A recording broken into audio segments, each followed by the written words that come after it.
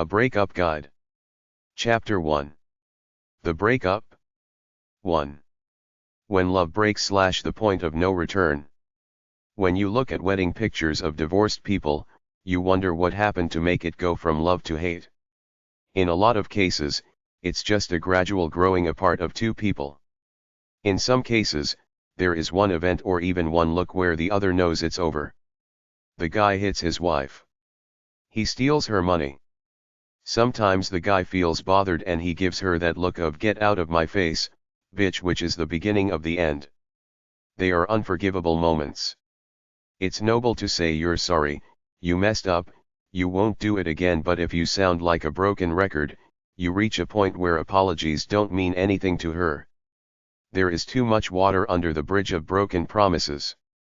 Guys or girls who think their spouse can't fall out of love with them are in for a rude awakening. Love flips to hate and contempt in a second. Remember the saying, "Hell hath no fury like a woman scorned." Women take so much then they flip and turn on the guy. Never, ever take your relationship for granted, because if you do, she can turn on you in a second. This is the biggest lesson that people never learn until they realize you had better show him or her you love them, otherwise they will leave you. Breakup 1. Take me or leave me, or, as is the usual order of things, both. Dorothy Parker, a good novel and a great story in New Yorker magazine, 1928. Breaking up is a good thing because it proves you're not in a soulmate relationship. So many people get down and depressed, but you should be happy. You just got out of something that's not right or not perfect. Be happy that you're now free of this burden. Maybe you might meet somebody new, maybe you won't. It shouldn't matter. You should just try to live the best life you can day by day. That's all. What more can you do? Be desperate? I can't stand it when people come around me saying how down they are because they just broke up. I tell them it ain't like it's the first time it ever happened in human history. Everybody's got a sob story. It ain't like you got cancer. Get over it. It's wimpy to get down over something like this, even if you've been together for 30 or more years. It was not a great love affair right from the start. If it really was, you'd still be together. You got your health. You shouldn't be complaining. Think of the alternative, staying together in some half-assed, lukewarm relationship that causes stress in your life. It's better to be alone than to be in a poor relationship. It's more peaceful. Most people know if a relationship is not hot, but they stay anyway because it's the path of least resistance. If you're living like this, expect your partner to take off someday when he gets tired of it or finds a new beau. It's better to get out as soon as possible. There are all kinds of depressing websites and books about getting through a breakup as if it's a great ordeal. It's bull. You should be happy alone regardless of whether you're single or in a relationship. Get over the delusion that you'll get back together. Don't go on the rebound as a direct reaction. Wait at least 6 weeks. You can use the breakup to analyze yourself to see if you were at fault. Learn from it and don't make the same mistakes next time. Don't drink too much or smoke too much dope. Don't sulk to your friends. If you have mutual friends, it's possible to still be friends with them. Just let it be understood that you don't talk about your ex around them. After a year or so, you can attend the same social functions and it'll be like you're two strangers. That's good. That's what you want, distance. Act like a stranger. It will give her a strong hint that it's over. Don't mope. Don't let your work suffer. Consider it a blessing that you got out now before you invested more energy into it. If this person was so great, his or her goodness would have kept you together. I don't believe in friends after a breakup. Get away from this person. They just bring up bad memories and that sick possibility that you might get together again. It didn't work once, why should it work again? I knew this one couple who broke up every 3 months or so, but she always came back because she liked his money even though she didn't love him, but he was too stupid to see that. Don't think about confronting him or getting back at him. Forget it. Don't demand an explanation. It's done. You don't need to talk. It won't change anything. Don't stalk him to accidentally meet him somewhere to hopefully get back together. Get rid of all his stuff, all pictures, etc.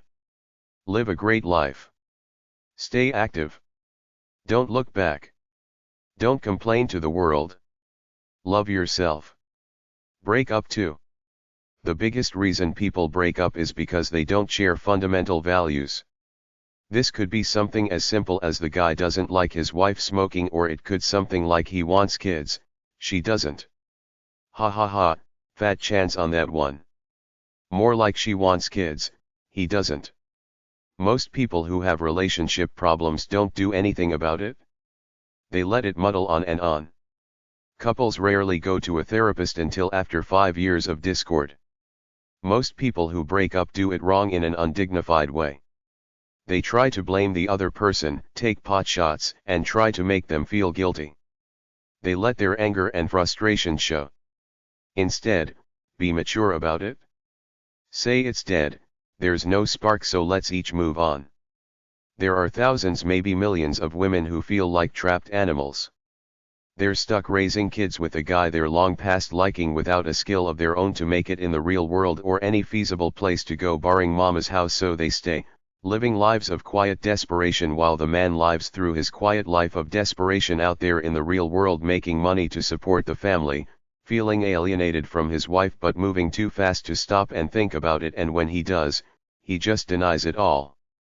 There are many cases of people who run away from their families and responsibility. It's a tough call as to what you should do. The main thing is to be aware of it, then deal with it. If you're on autopilot playing the role of housewife or provider and feel like you've lost your individual identity, you deal with it by blaming him and hating his guts for it. Each part of the family needs a place in the home to call their own, or an activity where they leave the family behind for a while. These things all take awareness, but sometimes there is no hope. Life is just too short to purposely be miserable by staying with someone you don't love. If you have a problem, you should cut your losses straight up, but it's not necessarily that simple. Kids complicate it. If you find yourself in that dilemma, think it over seriously, make your decision, then take direct action either way. If you decide to leave, go. If you decide to stay, try to make it work. Wishy-washy is always the loser's way out. Face it either way. Love is not enough to keep a marriage. You need other things like money, fun, happiness in your own life, physical attraction, good sex, a balance of priorities, etc. On the other side, if you have comfort but not love, that's not a good enough reason to stay.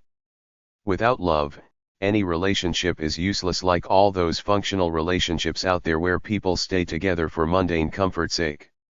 Let's say you got married, had a good 5 years with lots of fine memories, but now all of a sudden, he seems cold and distant, and when you try to talk to him about it, he coldly says everything's fine, then goes back to ignoring you, but you seem to be stuck in the past.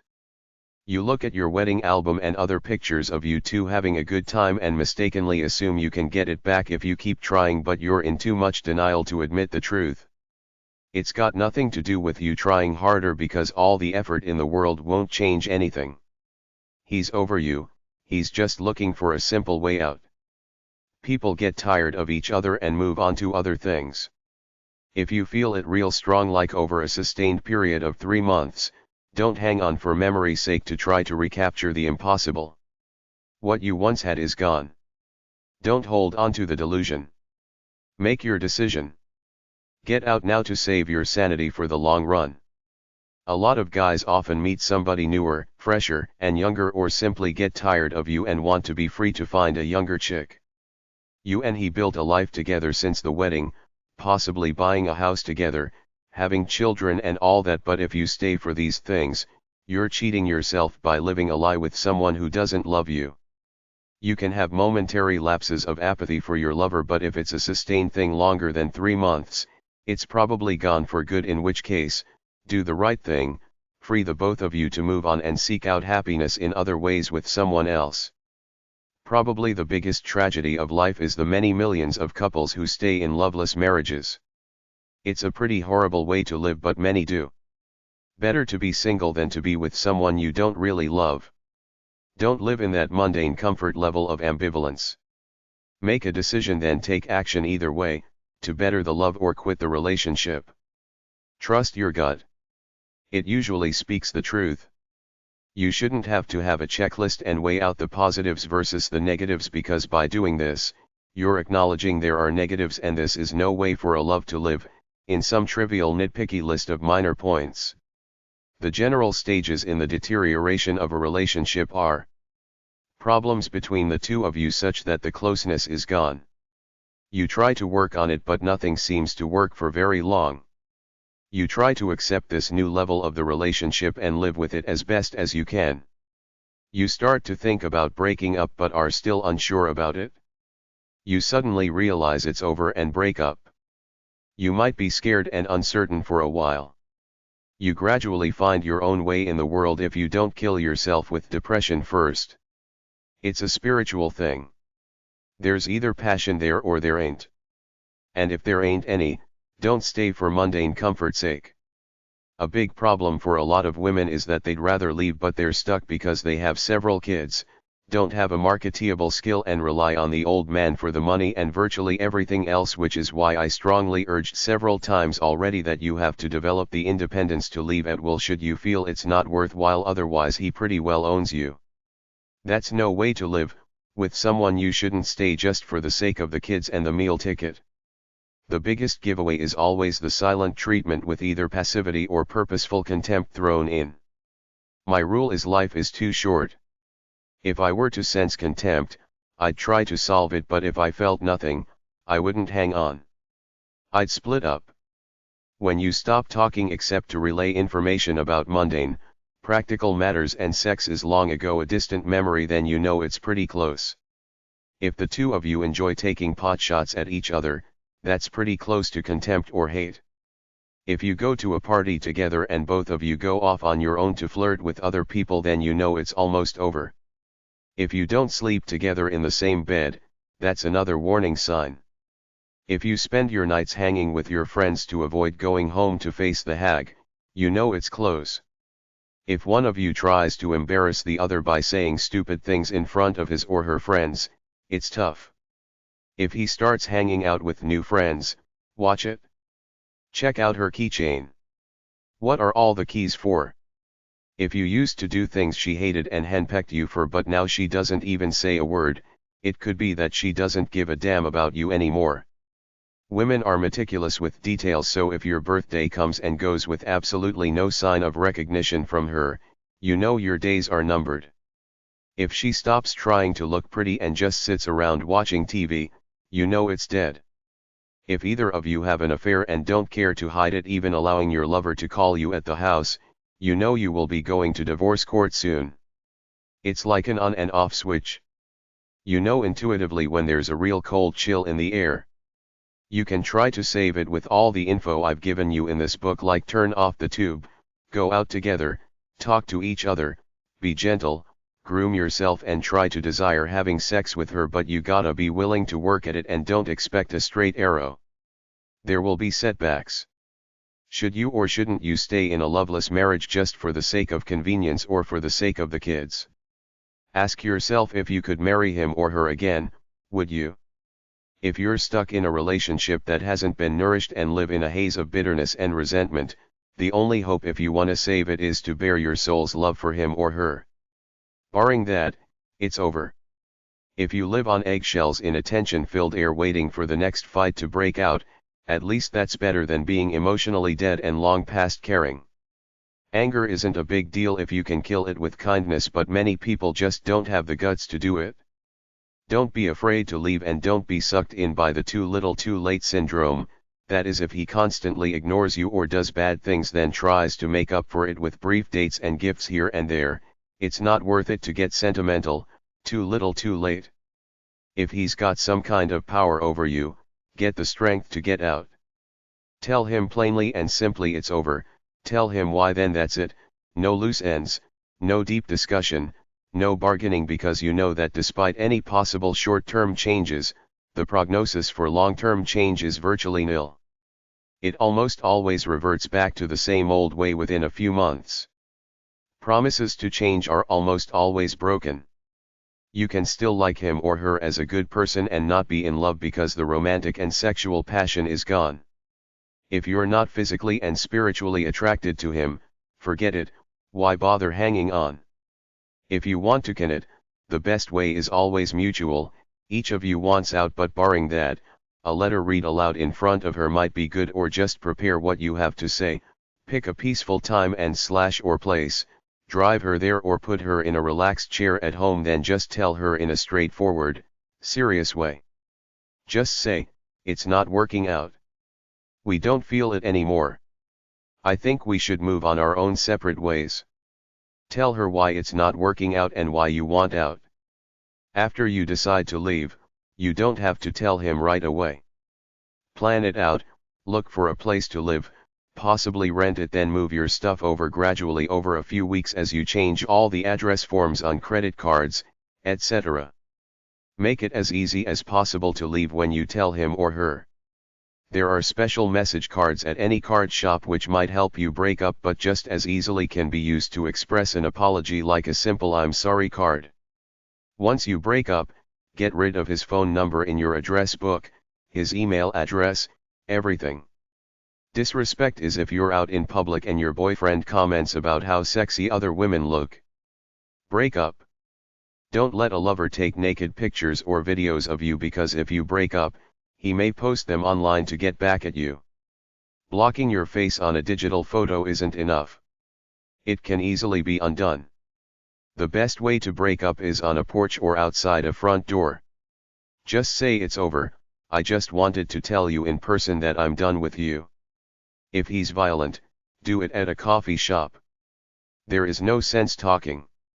If he invites you in to talk, say, talk about what? It's over. If your friend breaks up with someone, to me she's fair game, but a lot of people don't like a friend going out with their ex. There are several books in this area at hashtag 306.736, hashtag 306.8, hashtag 646.78 and HQ801 at your library. Breakup 3. Being in love makes you feel vulnerable. Ask yourself the following question. Am I happier in this relationship, or would I be better off without him or her? If your life is not better with this person in it, why stay? Granted, no relationship, or at least very few, are perfect, but a good relationship has to have you feeling good, or at least relaxed around this person most of the time. I've been in bad situations where people I was stuck with for the moment caused stress in my life by being assholes, often on purpose. I know that many girls get in with some guy, then when he turns into Mr. Hyde, they're stuck there because they don't have a marketable skill or a job they can go to. The lesson is clear. If you're not feeling love or at least peace most of the time, get a skill, get a job and get out. I've seen girls constantly worried that their partner will cheat, lie, spend their money on gambling, beat them or otherwise hurt them, but they stay. Why? Get it through your head. Unless a person finds God, they won't change precisely for the fact that you are what you are, the way you were born. You need something very powerful to change you if you can change. The only things I've ever seen change anyone was God or a good woman. Barring these two things, people do not change in their souls. If he disrespects you just once, he has just shown his true colors to you. Couples who love each other never disrespect one another.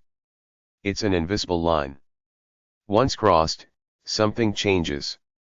I can see if a girl is getting in my face for 5 minutes, then I call her a bitch to get back at her, but unprovoked. If a guy disrespects, see the writing on the wall. See his true personality. If someone claims to love you and you let them know what they're doing makes you feel bad but they do nothing about it, smell the coffee. If someone really loved you, they would bend over backwards to try to make you feel good. I live for peace of mind. If somebody interferes with this, I don't care who they are. I'm out of there. Breaking up comes from unhappiness in the relationship. It's that simple. It's like an on and off switch. You are either happy and have great chemistry together or you don't.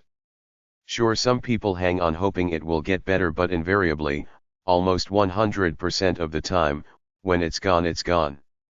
Now there is another viewpoint, the pro-Christian, marriage viewpoint, that says hang on during the times when you don't feel very loving of your partner and try to love them while keeping your mouth shut. If you do this, you should swing back to love that could be even better because you've been through these conflicts together. This is all well and good, but I'm inclined to think that most people stay in relationships that have long lost whatever sparkle they ever had and accept this as life. I'm not saying this is bad. In my opinion, this is the way most people live anyway. It depends on who you are and what you want out of life. There will never be a perfect partner anyway. You have to accept people as they come with all their foibles and weaknesses, but at the same time, why stay with somebody who has degenerated into an uninspired, boring slob who has stinky feet? As you age, your ability to attract new lovers might diminish a bit, but older, inspired people who take care of themselves can attract new lovers at any age. My point is, why should you stay with someone you don't really love anymore? It could be for the material security or to have a partner for social events, but this is really living a lie. I can't judge others, but I feel most couples do not really love each other. They're in half-assed relationships. To my way of thinking, why waste your time and live with this stress, living in the same house with someone you don't feel in love with or even comfortable with? Personally, I would get the guts and the strength to leave. When it degenerates into constant arguments, nitpicking and criticism, or withdrawal like two strangers in the same house, why bother living like this? When there's no joy anywhere in the house, or there is no happiness and communication when you see each other, why live like this? If you don't eat together or do anything together, that's a sign that the relationship is dead.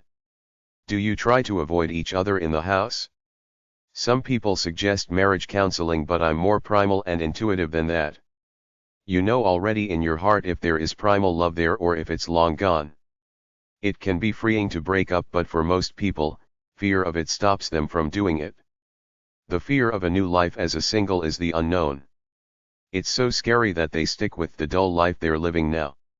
It's not that he or she are bad people. It's just that you think he or she is dull, they don't inspire you, and there is no simple joy and love anymore. If you stay, it will quell your spirit. Get on with your life. Get out. Have your cry. Go through your breakup blues, then get on with your life. Don't be so emotional about it and afraid of being alone. Get your life back on track on your terms, free in your own space. Don't let your partner, I presume the weaker one in the relationship, make you feel guilty. Because women are taught to be nurturers and rescuers, you may feel obligated to stay and save him from himself, save him from feeling lonely when you leave. This doesn't solve anything. It just gets you deeper into a failed relationship and prolongs the inevitable. Don't let a loser person drag you down with them. It happens all the time. At some point, you have to cut it off to save yourself. It happened to me with a heroin addict. I loved her and all, but you can't help people who can't face reality and get real about their lives. They'll just use you until you either kick them out or they destroy you along with their self-destruction. When you decide to leave someone and don't stay close friends, at least not for a while. Put some distance and time between the two of you in order to think clearly on your own, then you can become friends later if you want. Some people say part-time marriages work. They spend some quality time together, but each goes off on their own, either traveling, working, or living apart here and there in order to get their own identities back as individuals. Then they reconnect for a while and repeat the process. It works for some people, to get away from each other to keep the spark alive. Remember the old saying, familiarity breeds contempt. When you are dumped for someone else, don't feel bad. The other lover is only part of the reason. Virtually all marriages that fail are the result of real problems between the players. The only case I would say that a new lover destroyed a marriage between two people who weren't having problems together was a case of this one guy who married a nice girl who was a decent, pleasant person but not his soulmate. So then when he met his true soulmate, he realized he married the wrong person in the first place, so he gave her all the material assets he had, told her the truth and moved on with his soulmate. This stuff happens if you marry someone for the wrong reasons like social pressure, then 5 years late, you meet your soulmate. It's good to cry, rage and roar for a while. Anger and pain go away quicker if you express them and let them out. Get rid of all the sentimental things and photos you shared as a couple. If you want revenge, write that scathing letter, but do not mail it for at least 6 months. By then you won't care as much. Do not try to be friends too early after the breakup, because what this really means is that you're trying to get back together. In the beginning you will mourn for your ex all the time, but gradually you will realize that there are many fish in the ocean and be more happy alone anyway. Next time you get into a relationship, don't settle for someone that you don't think you can last a lifetime with unless that's what you want, a transient relationship in the moment. Break up 4. Keep it short, face to face. Don't blame the other person. Just say we weren't meant for each other. In the divorce section, I say that divorce is good because I believe in the flow of life. If it's naturally destined for a breakup, don't fight it. It's nature and all the forces of the universe that you believe in telling you what to do. Good relationships go through lean times, but the love is always still there, or at least almost always. I believe that we intuitively know when we really love someone or just like them, and when a relationship has passed the point of critical mass. Don't fight it yet millions do. Don't be desperate.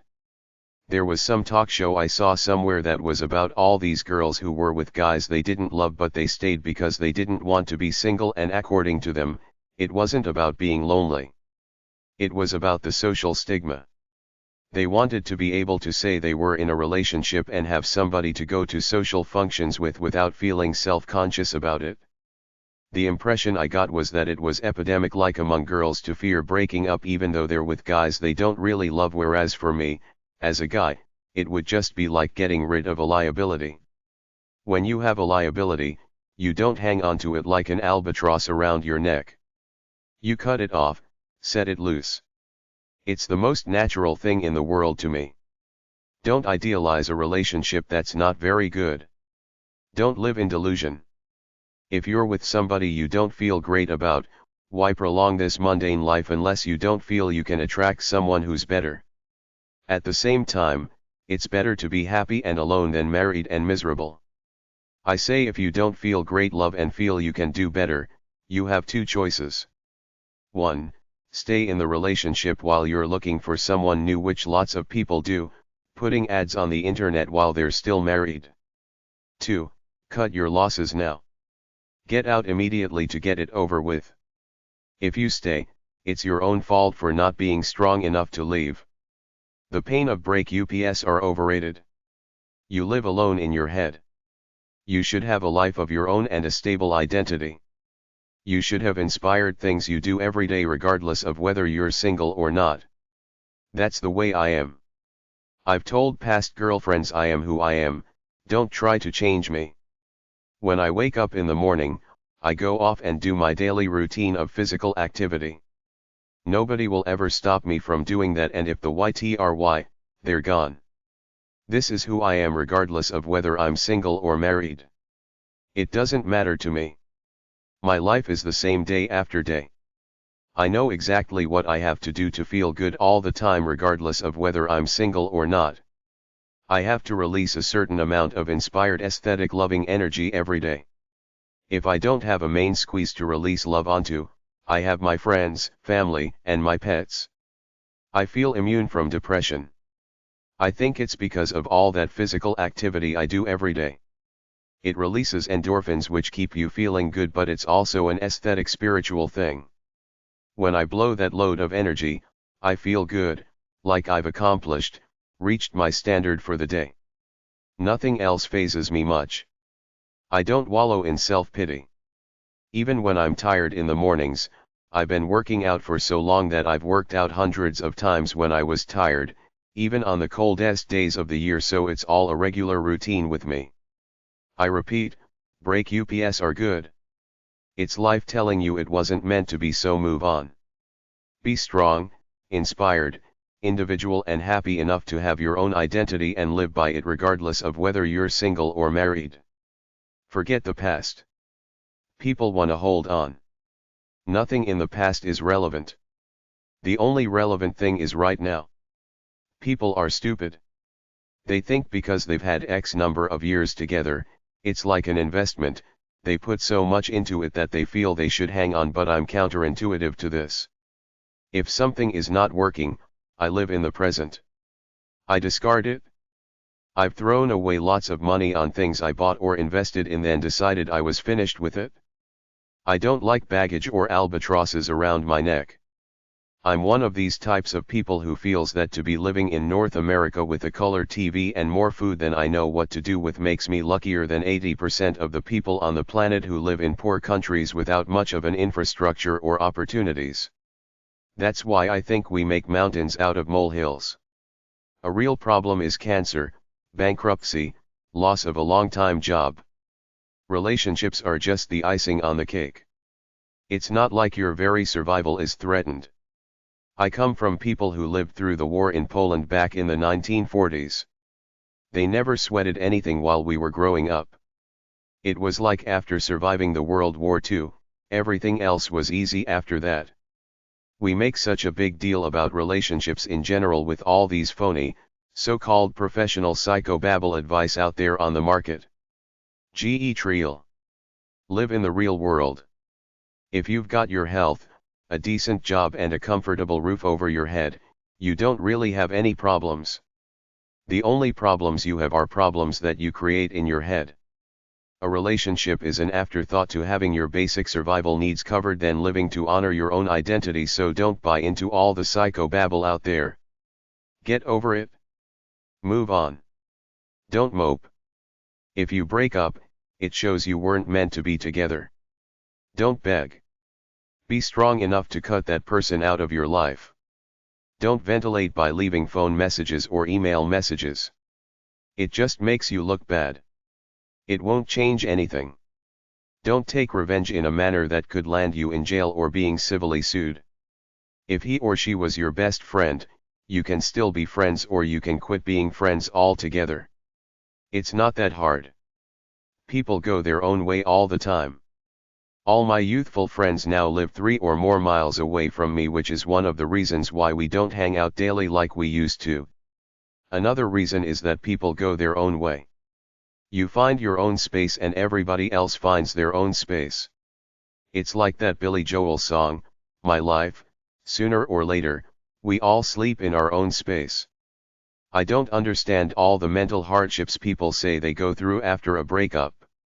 They eat ice cream, drink booze, take pills, go out on the rebound looking for anyone to fill the void, go shopping, etc.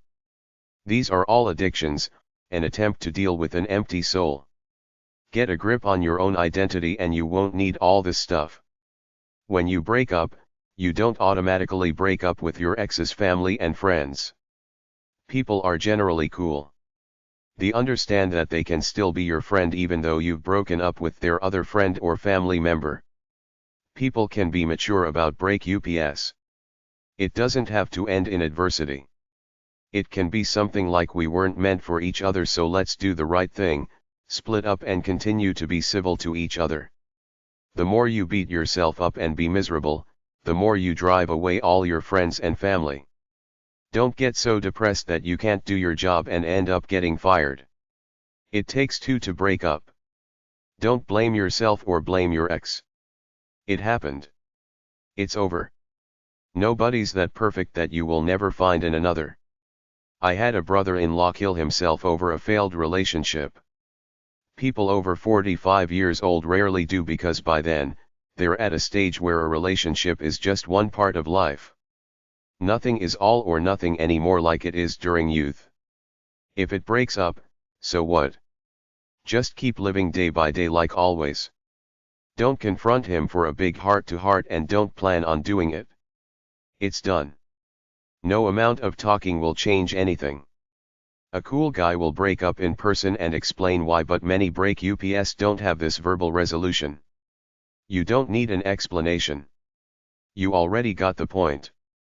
That's all you need. If you run into your ex in public, it's no big deal. You can be civil to each other. If you see your ex with a new beau, good for him or her. Don't get jealous. Don't hang on to the delusion of getting back together. If it's meant to happen, it will, but don't live with that one slim hope in mind. When you find someone new that you really like, you forget about the past relationship immediately. Guys are generally way better than girls at breaking up. To a guy, it's like a liability in the debit section of the spreadsheet.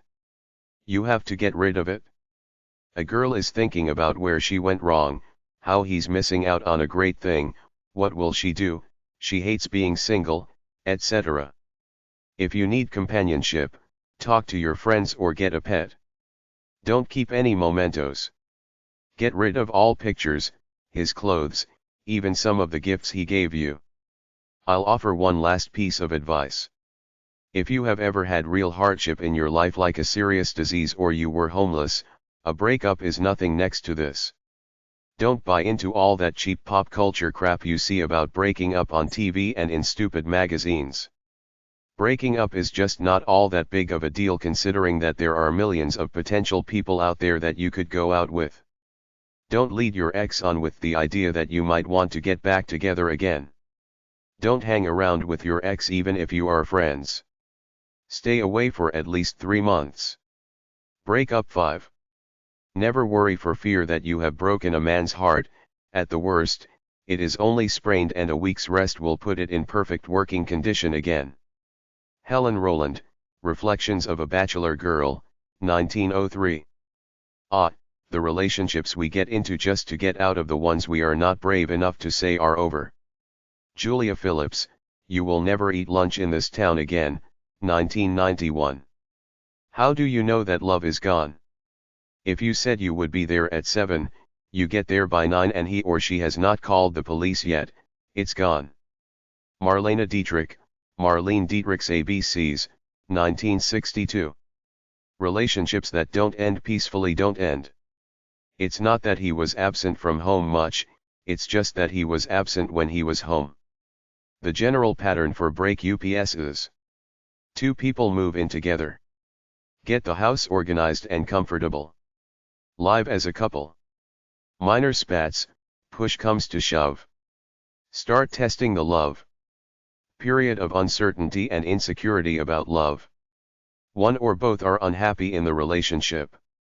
Desire to fix it quietly without letting your partner know about your discontentment.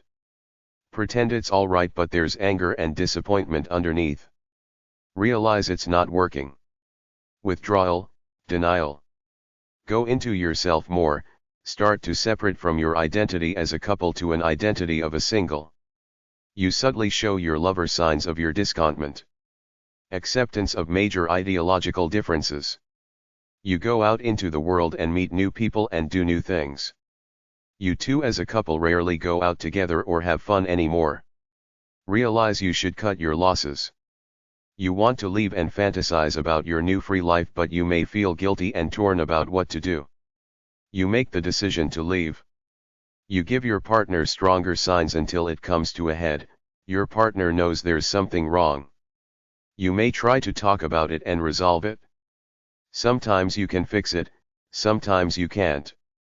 You decide it's over, tell her quickly and leave quickly. The spurned lover mourns for a while. Each ties up loose ends and move on. That's it in a nutshell. Of course, there are no laws of break-ups but by and large this is generally how people split up, a slow process over time. Just about every relationship regardless of how intense or lukewarm, socioeconomic class or how long together, breaks up the same way. Usually one wants to stay, the other wants out and the initiator starts to sabotage the relationship by being quietly and openly unpleasant, trying to force the other to see them as a liability thus getting them to want out. It's a universal game couples play when they want out. Get the other one turned off such that maybe they will initiate a breakup or at least be relieved and show little remorse when the initiator finally gets the guts to bring it up.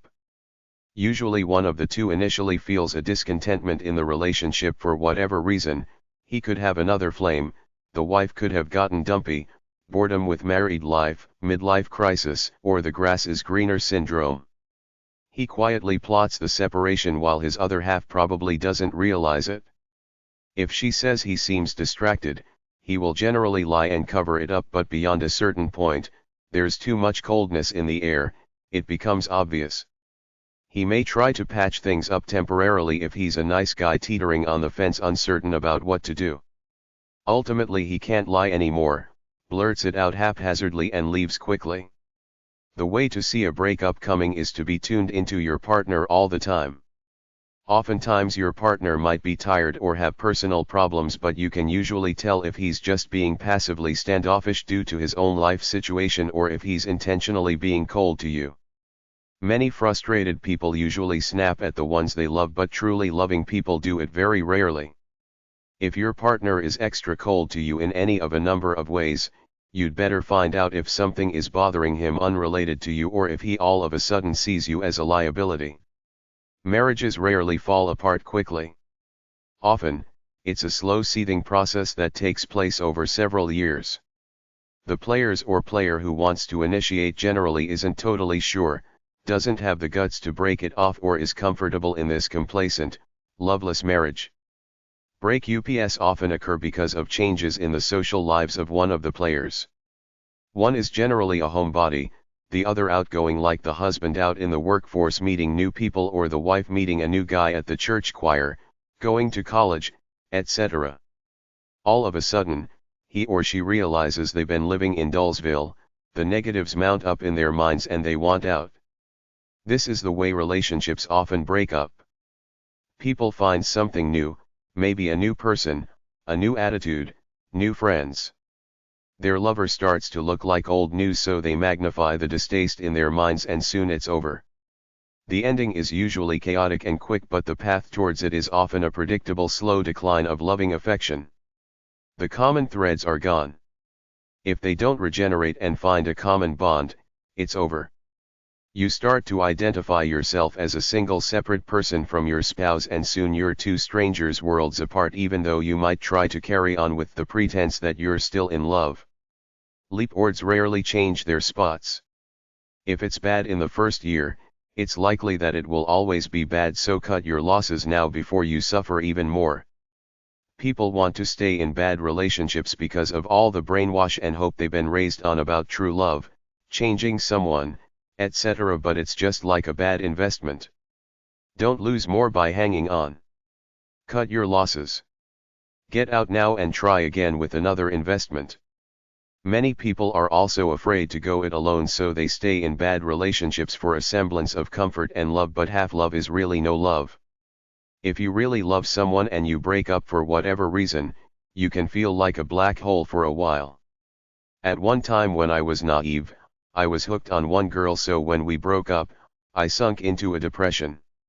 I thought she was it in my life, that there would never be another quite as beautiful and sparkly and nice as her, and it tore me up whenever I thought about her. I knew I'd never be with her again, but I got over it when I realized there are plenty of possibilities out there, not just one. If it's over, it's over. Mourn, let it go emotionally, write it down if you have to, then feel good again. Don't delude yourself that he will magically come back. Don't beg. Don't get revenge. Don't get bitter. Don't go for a rebound. Don't disrespect yourself. Don't blame yourself. Don't mope. Don't give up on love. Don't self-destruct and go on heavy booze or depression. Don't live in the fantasy of the past nor the delusion of a perfect, romantic future.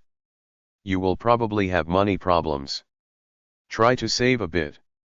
Become a workaholic for a month or two to deal with it. Learn to be happy by yourself. Just take it easy and move on. Get your negative feelings out by doing something else so you don't ponder them much. Find balance in being single before you try for someone else. Some people seek out sex with different partners, some seek a father or mother figure. Both of these are wrong. Wait for a while. You may try to find someone else again, or you may distrust all people and shy away from love.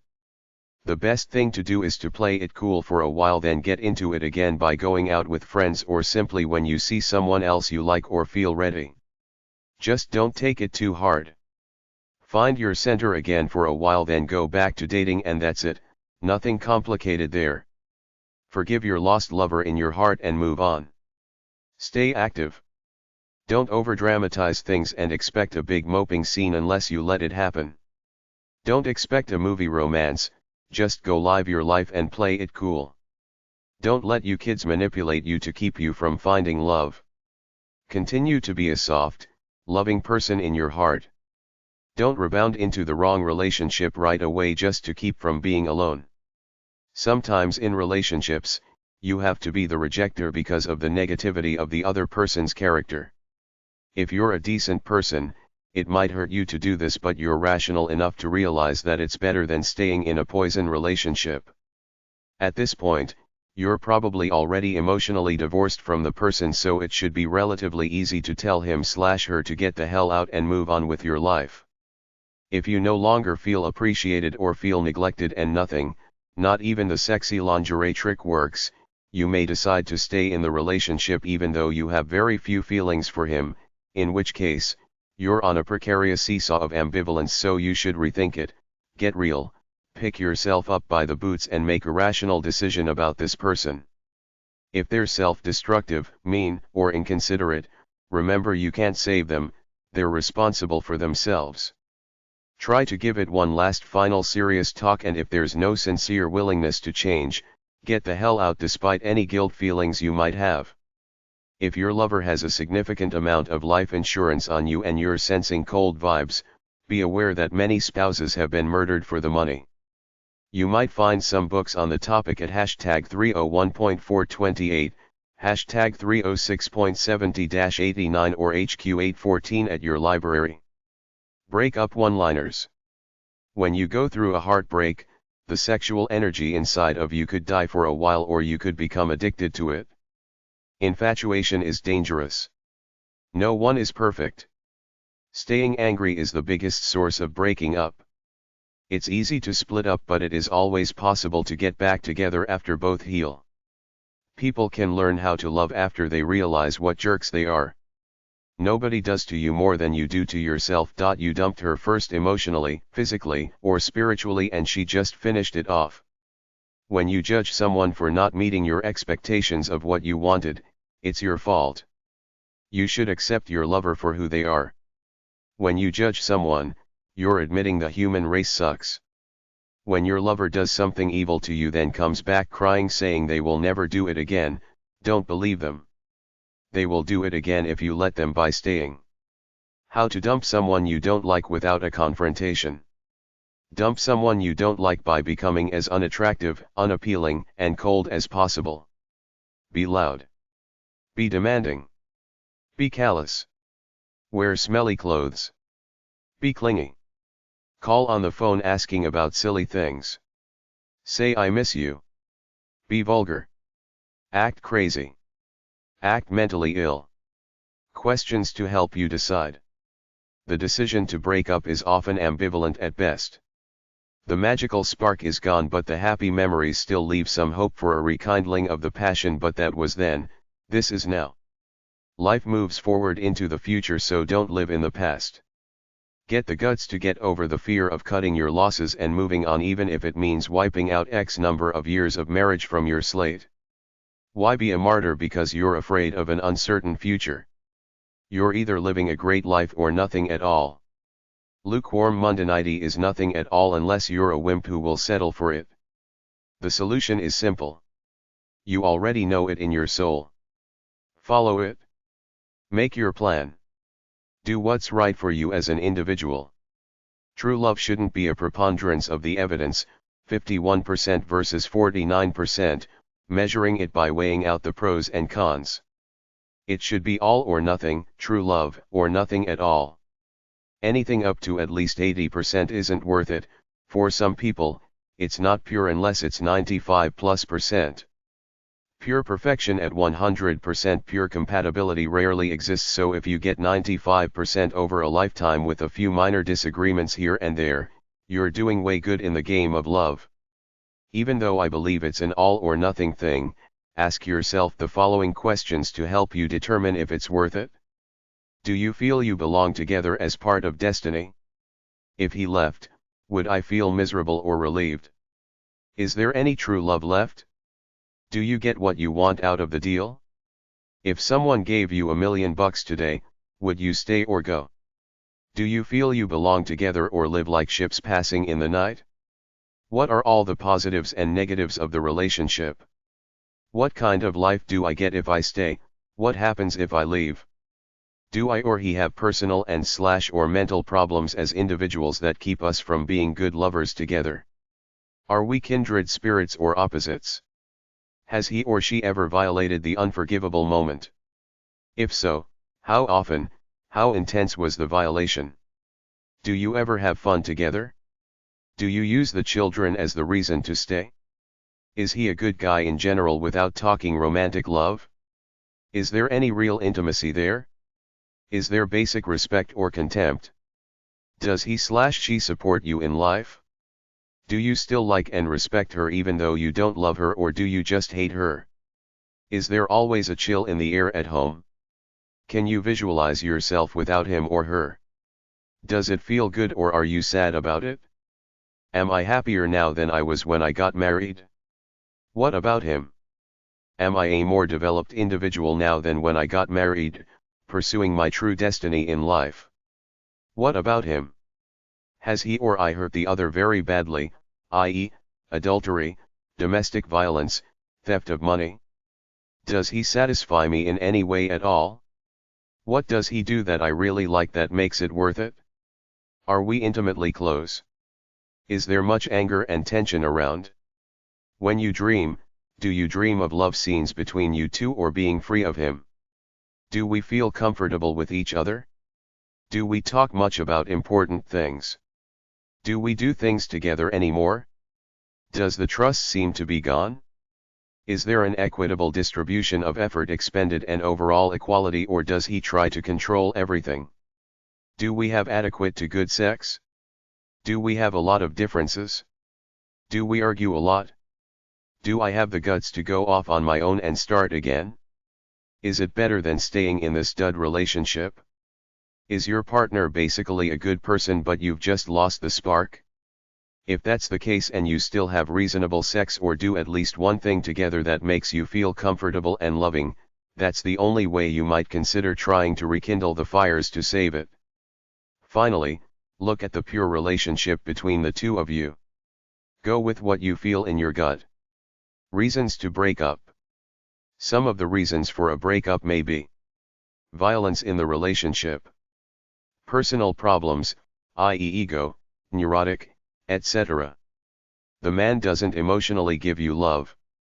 Not compatible as people. Betrayal as in an affair. Mutually incompatible. Irreconcilable differences. Abuse.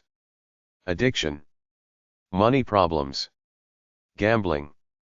Alcohol and drugs. Immaturity. Dishonesty. Laziness. Complacency. Too young. Midlife crisis. Rat race.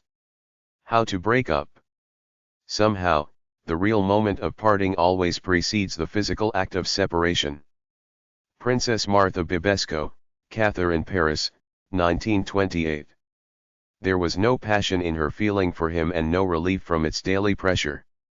It was like being loved by a large, moist sponge.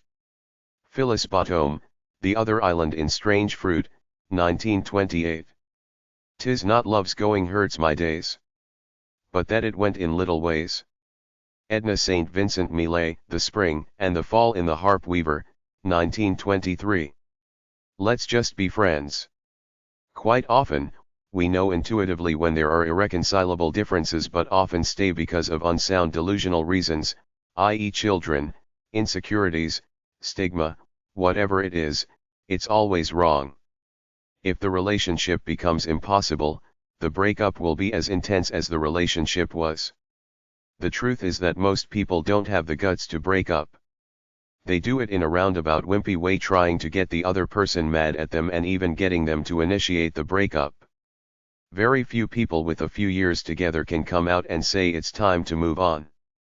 Break-ups often start with negative, snapping behavior beneath the surface meant to irritate the other in the hope that they leave before you have to do the dirty deed of breaking up. The best way to break up is in private, in person, the two of you facing each other. You know you're on the verge of a breakup when you all of a sudden see his or her negative points and very few positive points, if any. When sex is non-existent or a chore and a bore, it could be close. When you go to parties and both leave each other to flirt openly, you should get ready to split. You know you're about to get dumped when there's a lot of cold silence in the air, your beau gives you the silent treatment or just cold functional dialogue and goes out a lot with her friends without telling you or bringing you along. If they complain a lot about trivial things, they could be trying to set you up to leave them. If they do little things that you don't like to annoy you, watch out. If they rarely return phone calls or return them late, it could be on the way out. If they keep making excuses about going out with you or trashing plans that you had together, they're giving you a hint that they don't love you anymore. If they claim to be tired or overworked all the time, it could be an underhanded way of saying they don't want to be with you. If you don't live together and they suddenly start taking back the things they left at your place, they've thought the split through and are now finalizing it. Break-ups or divorces can be like living death. People feel they failed, that it was their fault, that when they go out in public, everybody knows. As a single, you're out of the couple's field. Married girlfriends don't want you around because you're a threat who might sleep with their husbands. You have to help your kids out and go easy on yourself. Most people sense impending breakup but aren't really ready for it when it comes. Many people try to bribe the other back with sex when he comes over to clean out his stuff or talk to his kids. Don't do it. He will use you for sex then leave. Most people don't expect the breakup when it happens. The one planning to leave is already gone in his mind, so he will be casual about it and want to get over it as quickly as possible, so don't expect a big deal, more like, it's not working babe, I got a new apartment, I'm moving out. Don't try to bribe the guy back, i.e. don't grovel. Start over again. Be a human being about the breakup. Be straight and direct. Give back what you have that's his and tell him you want your stuff back now to get it over with. Don't ask for gifts back. Pay your bills if living together and return all keys. Keep it straight, sweet and simple. Never do it over the phone, via fax, or registered letter.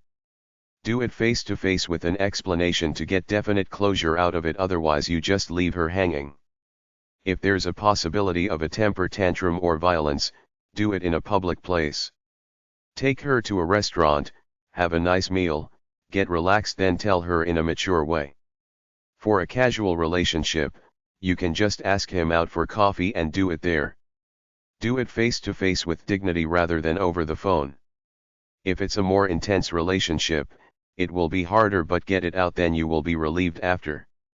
The toughest is the guy with the temper. Tell him in a public place or wait until he does something stupid, then tell him outright. Don't blame the other person, just say it's time to try new things. If you don't do it face to face for closure's sake, he may try to get you on a TV talk show 3 years later to ask you why you left him hanging. Don't beat around the bush. If it's over in your mind, make a clean break with him. Pick a time and place and do it. Don't be subtle about it. Just agree to meet somewhere and say it straight out. It takes 2 minutes. Keep it simple, no ambiguity, no ifs, buts and maybes. Say the spark is gone, why kid yourselves? Don't do the sabotage thing that many people do and just start acting like the jerk so the other person initiates the breakup. Some guy says a dignified way is to take her out, wine her and dine her, and when you're all finished and feeling good, wait until you get in the car, drive somewhere like her apartment, park, then tell her she's a nice person but it just wasn't meant to be, but I think this is like a slap in the face, getting her feeling good, then dropping the bomb on her. I think it should be quick.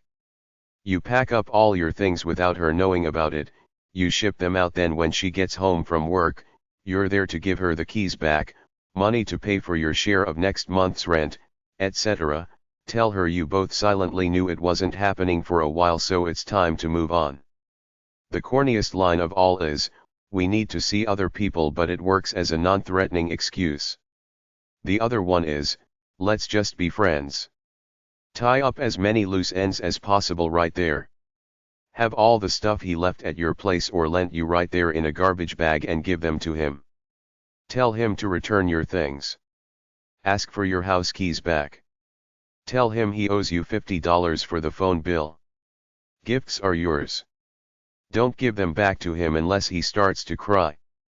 Sometimes giving the ring back is better than all the hassles it involves keeping it. Take care of all practical matters. Get his or your things together and vacate. Return and get back all borrowed things. Get your keys back and change the locks if necessary. Tell all your friends that it's over. Get rid of pictures and all love letters. Be ready with plans for a new apartment, a friend to help you, etc. Who knows, he may have been feeling the same way. If it's really bad, get set up, wait until he goes to work, then move out and leave a written message there, a Dear John letter. Try to tell the truth about having different interests, different goals, two different people, etc. Don't insult them by saying it's something wrong with them. Don't criticize their looks or their brains or tell them you found another lover. Just say it's either you, that you're not cut out for a serious relationship right now and want to free her, or say it's the dynamic of you two as an incompatible couple. Say it's not working, so let's end it now to spare the hurt later. If she has a strong belief that you don't share, you could blame it on that by saying you will always be an atheist or never have kids even though she's a Christian or wants kids. Aside from the truth, some stupid but good phony excuses are: just wanna be friends. I don't deserve you. I need some time to be alone to think about my life. Go to school and get good grades for my future. Upgrade my academic standing or job qualification. Work. They need me, I'm a good worker. Help my mom. She's sick.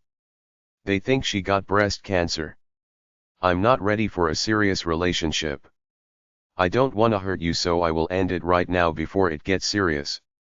Or tell him you don't deserve him, that you're messed up in some way, you can't get close to people, you were abused or something.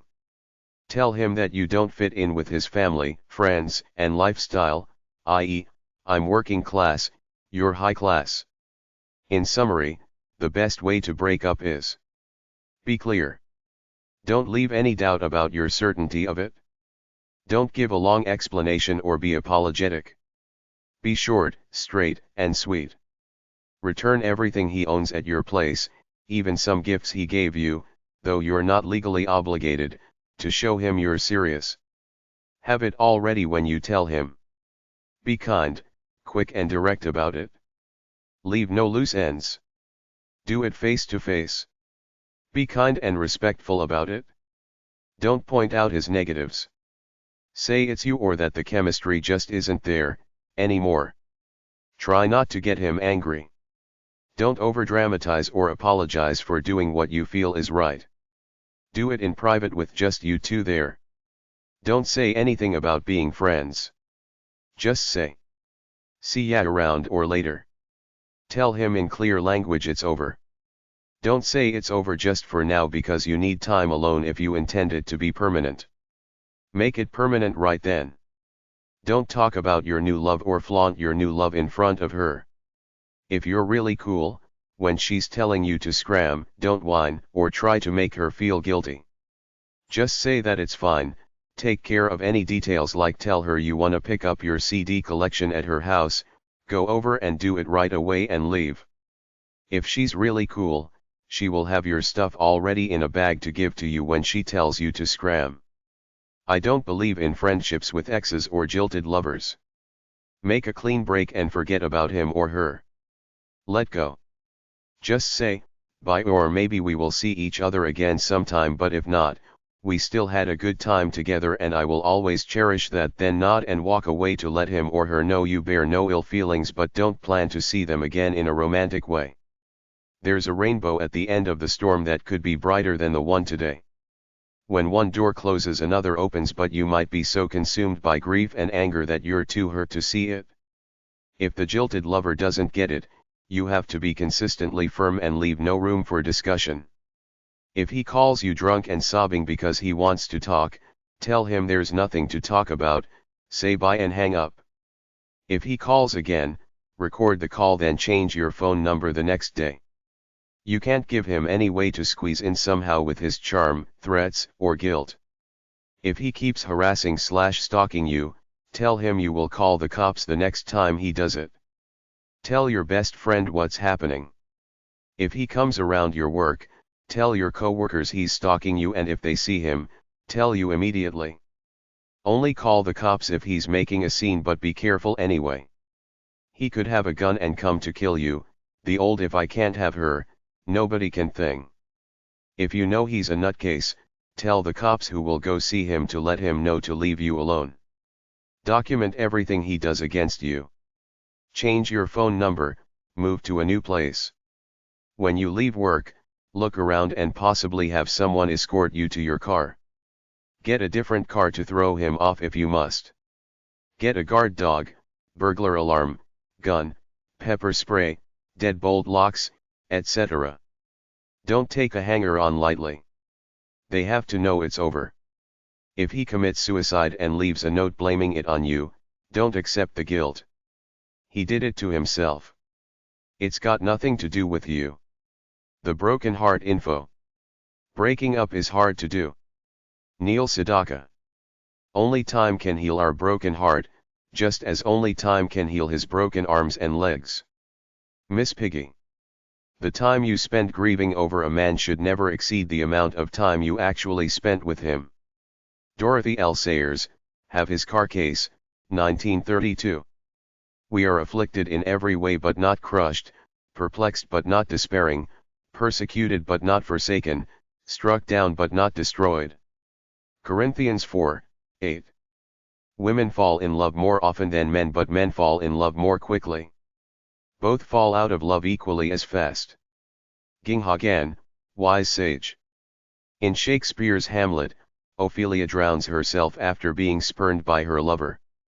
Romeo and Juliet kill themselves because they can't be with each other. I knew a guy who blew his head off. Your reaction to the breakup may be depression, weight gain or loss, anger, hate the world, sadness, rebound, one-night stand flurry. Become a tease to subconsciously punish all men for what he did to you. Date. Flings. Experiment. Remarry right away. Return to spouse. Move away. Get commitment phobia. Stop dating. Booze, drugs. Go to strip joints. Have a good cry, do something nice for yourself, then say the heck with it and let it go. Go out or something. Don't stay in and brood. Emotional wounds are those caused by betrayal, humiliation, rejection, neglect, loss, and all-out seething hate by one for another. Some so-called experts claim that these feelings stay with us subconsciously for a long time, lurking beneath the surface, clouding everything we do. That may be so, but rationally we know that it's not functional, so the way to deal with emotional hurt is think it through in your mind, see it exactly as it really is without blinders on, purge it from your soul, find some good friends, do something to develop yourself as a person, give yourself some time for the memories to fade, i.e., the mourning/self-pity period, then let it go and move on with life. Don't take the denial route and pretend these negative feelings don't exist. Get them out in the open. Talk to yourself.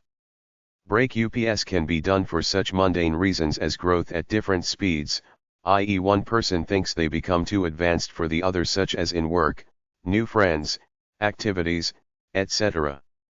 I personally think this is pretty lame. Selfishness shouldn't have anything to do with true love, but perhaps they were incompatible to start with. More commonly, there's just no growth in the relationship. Both people become complacent and pick on each other as already covered above.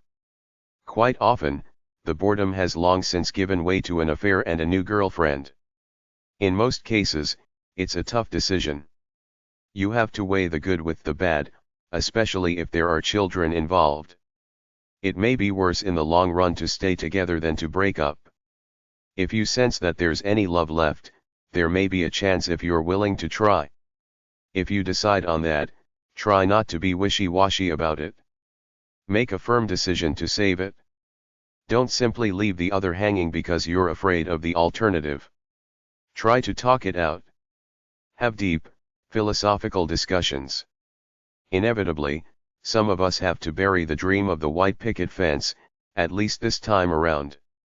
Some people at the tail end of a breakup delude themselves by clinging to the hope that they're gonna reconcile and everything's gonna be alright.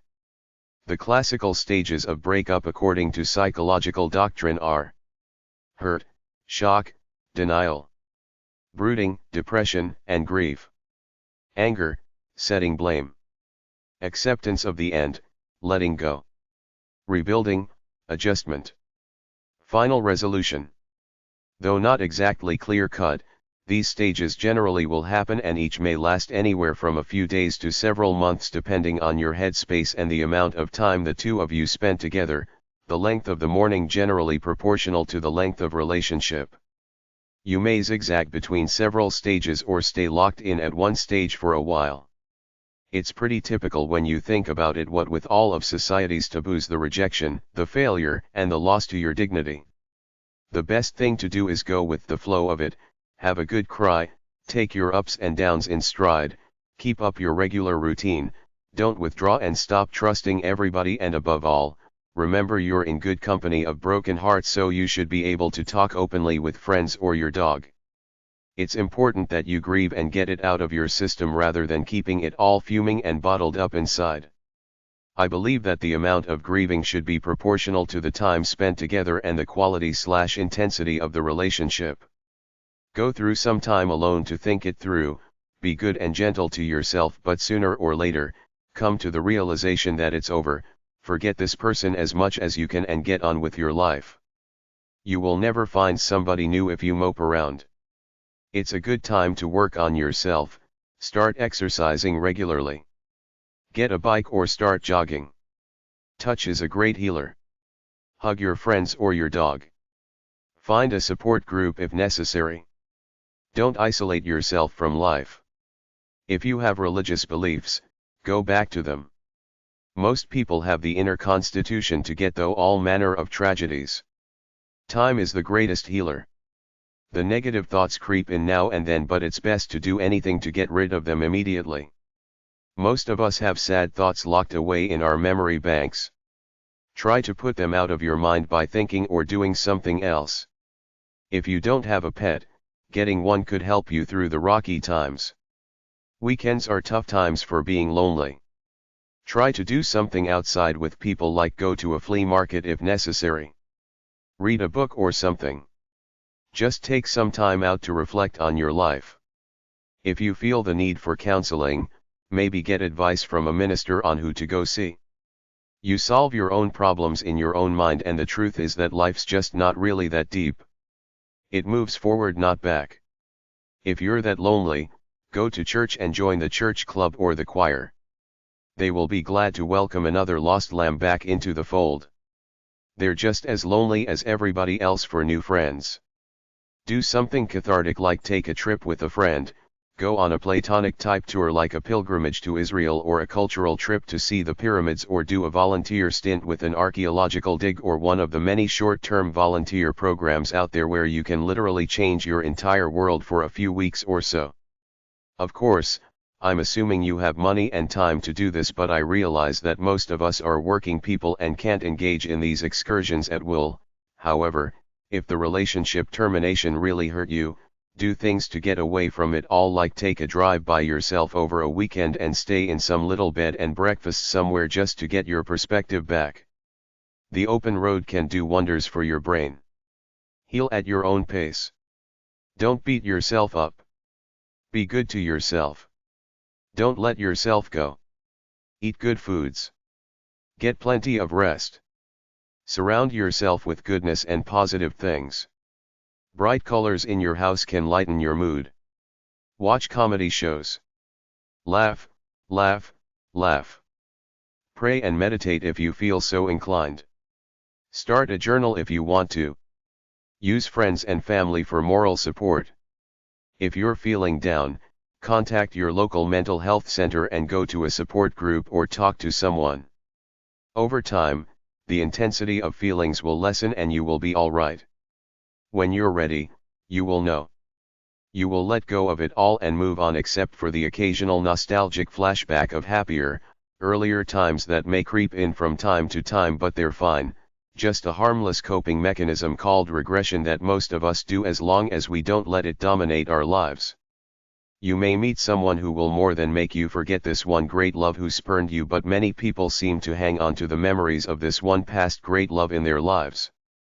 Even so, time will heal it, and the more you circulate, the greater your chances are of finding someone equally as good or better than this one past, great love of your life. Some people become attracted to people who look like this past great love. You may become a prisoner, always looking for someone that matches your idealization of your former mate. Or, it may have the opposite effect, you grow to not really like anyone who looks somewhat like your former partner. And that brings me to my next point, hanging on.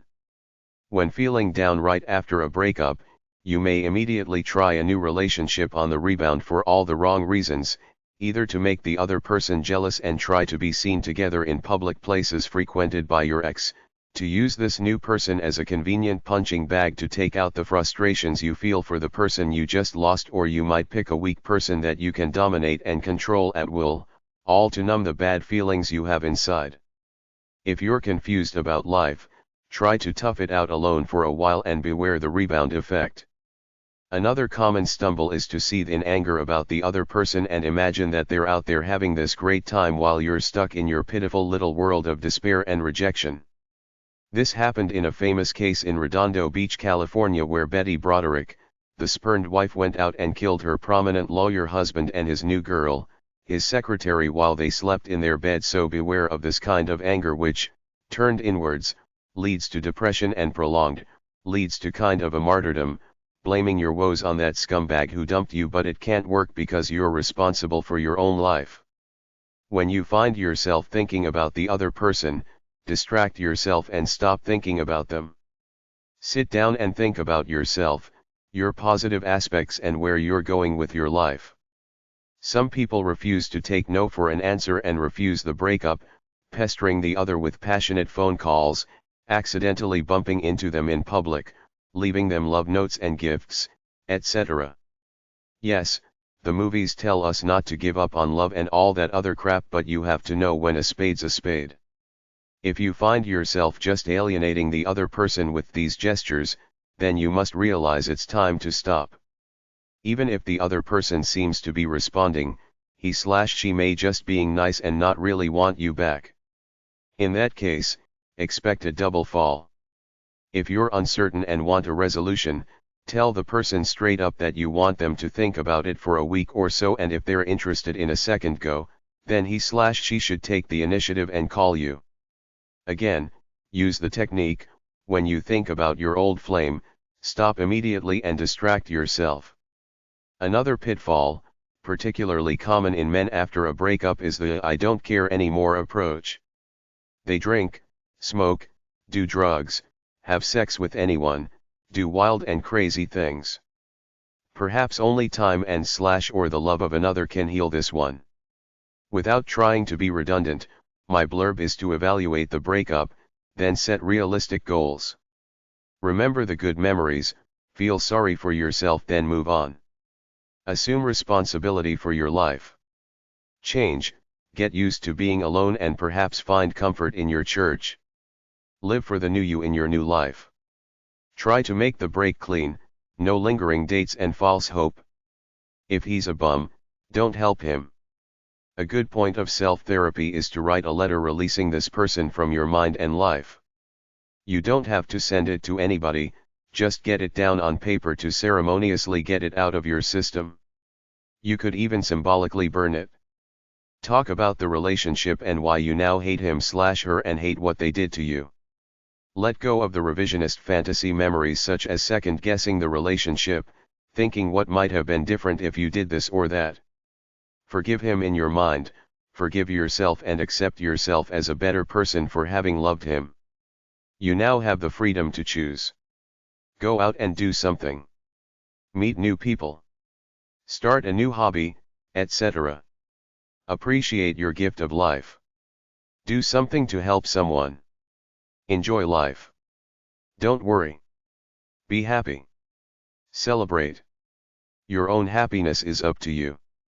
Friends may try to fix you up, but that's a lot of pressure, so you might respectfully tell them all to back off for a bit, but then again they might be holding the key to Mr. or Ms. Wonderful, so who's to know what's really the best?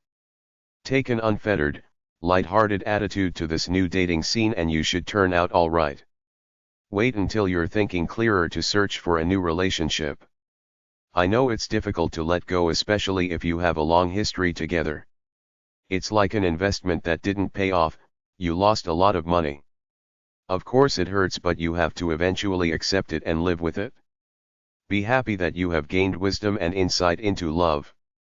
The final act of healing could be to take out any physical reminders of your ex, like photographs, gifts they've given you, etc., and ceremoniously burn them or dispose of them in some cute manner, but not pictures with the kids. Don't lose faith in love.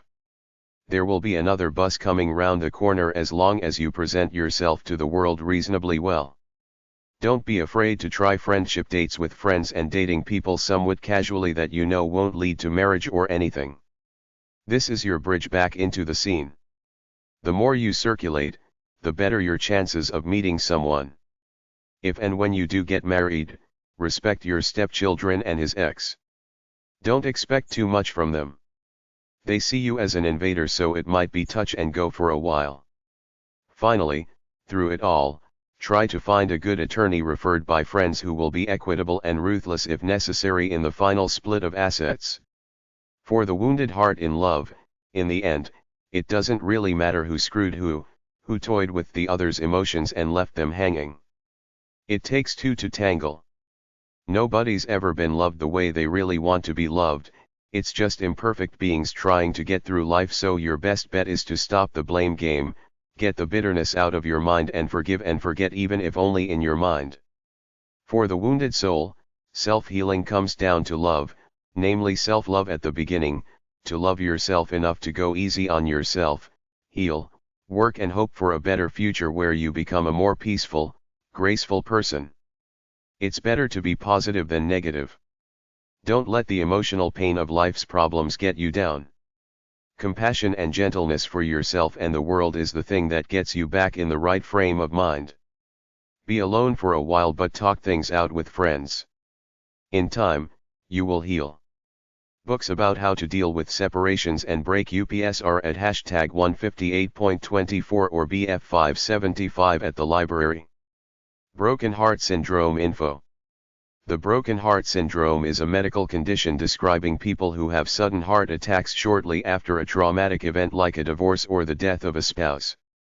The stress hormones like adrenaline overwhelm the heart. Seeing your ex somewhere.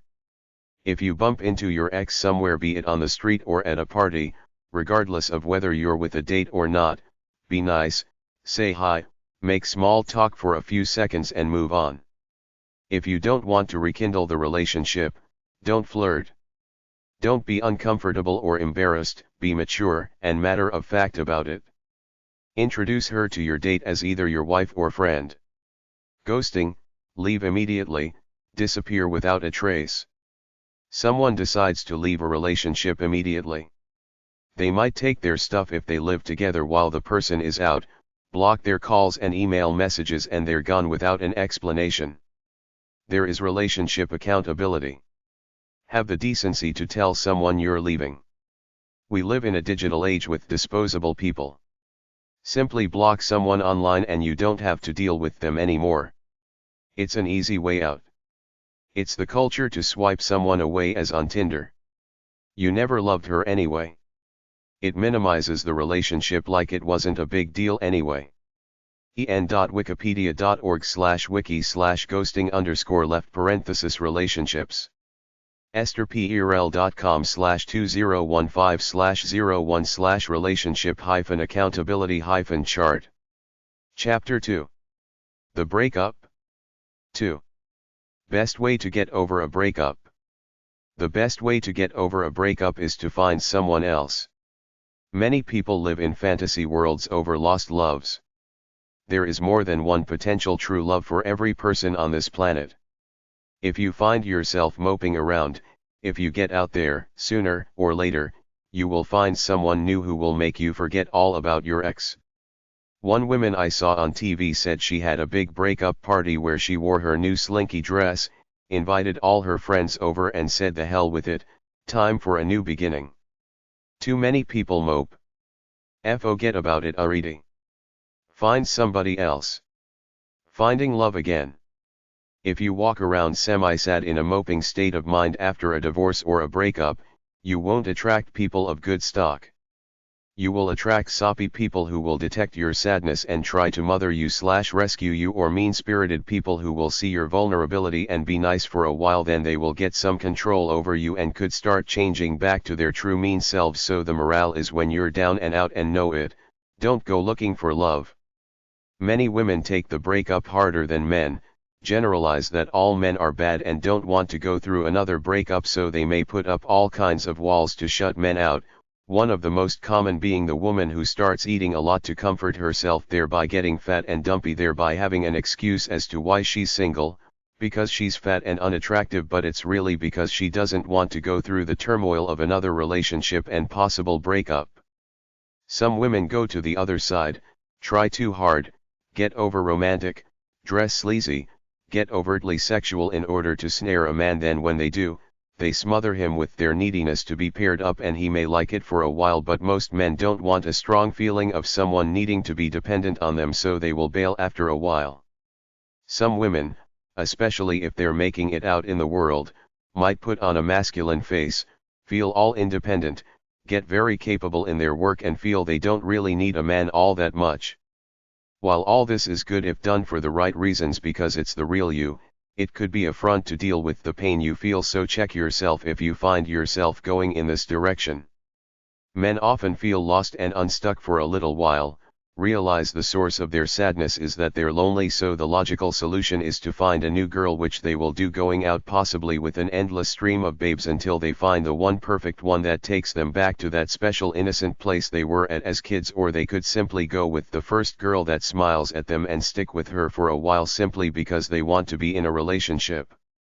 Some men either punish themselves by becoming extreme workaholics, alcoholics, and risk-taking adventurers, or may subconsciously punish women by going out and getting whatever sex they can, then leaving them behind as fast as they find them.